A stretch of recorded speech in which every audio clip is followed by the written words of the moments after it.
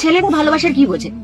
সত্যি তো, আমি দেখেছি স্টেশনে একজন বাবার চোখ ছলছল করতে, ডেলিভারি রুমের বাইরে একজন বাবার টেনশনকেও দেখেছি, সবার প্রবলেম সলভ করে নিজের প্রবলেমকে হাইড করতেও দেখেছি।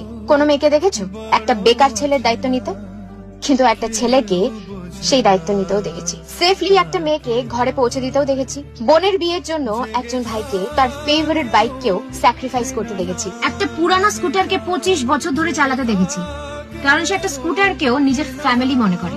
সত্যি, ছেলেরা ভালোবাসার কি বোঝে? ফুল কিনে সারপ্রাইজ দিয়েছে, তোমার ছোট ছোট শখ পূরণ করেছে, যে অন্ধকারে তোমার হাত ধরেছে। হোয়াট অ্যাবাউট সেই সমস্ত পুরুষ যারা নিজের লাইফ স্যাক্রিফাইস করে তোমার ড্রিম পূরণ করেছে?